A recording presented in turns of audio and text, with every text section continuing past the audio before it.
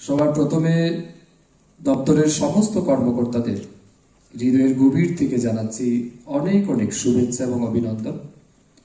কারণ নিঃসন্দেহে এটা একটা historic moment for ARDD department.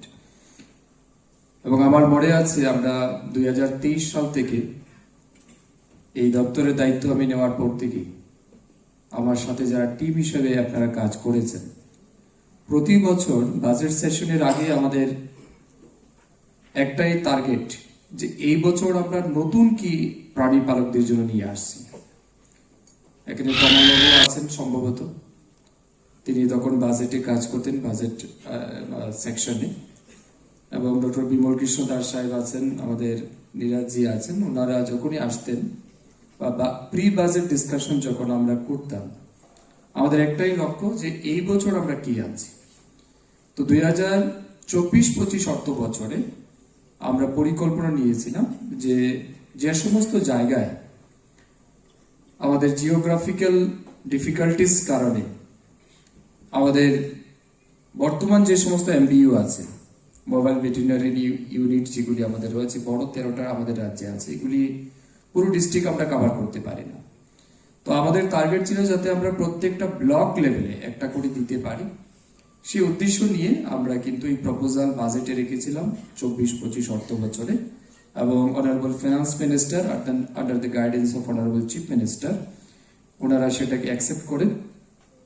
Honourable finance minister budget স্পিচে সেটা উল্লেখ করেন, এবং গেল বছর আমরা তার উদ্যোগ নিয়েছি সাকসেসফুলি। আজকে আমরা এই ড্রাইভার নিযুক্তির পর আনুষ্ঠানিকভাবে এই মিনি মোবাইল ভেটেরিনারি ইউনিট আনুষ্ঠানিকভাবে আজকে হস্তান্তর করব, মানুষের জন্য উন্মুক্ত করে দেব।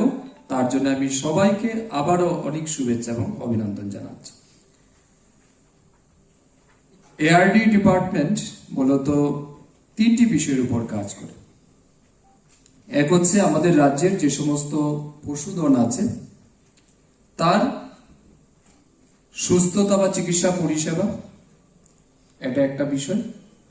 2 হচ্ছে আমাদের রাজ্যে মাংস, ডিম, দুধ তার উৎপাদন বৃদ্ধি করা। 3 হচ্ছে এই সেক্টরকে কাজে লাগিয়ে বেকার যুবক যুবতীদের মধ্যে কর্মসংস্থান সৃষ্টি করা, সাথে সাথে infrastructure development in various areas. তো এই বিষয়ের উপর আমাদের মূলত কাজ করি।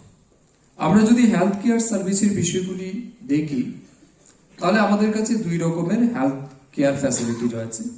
এক হচ্ছে প্রিভেন্টিভ মেজার, সেকেন্ড হচ্ছে কিউরেটিভ মেজার। প্রিভেন্টিভ মেজার মানে কি, পশু পাখি যাতে কোনো রোগে আক্রান্তই হতে না পারে তার জন্য আমরা প্রিভেনশনাল অনেকগুলি ভ্যাকসিনেশন প্রোগ্রাম করে থাকি। যেমন রিসেন্টলি আমাদের এফএমডি ভ্যাকসিনেশন প্রোগ্রাম চলছে, ফুট অ্যান্ড মাউথ ডিজিজ, এগুলিকে কন্ট্রোল করার জন্য আমরা ভ্যাকসিন দিচ্ছি।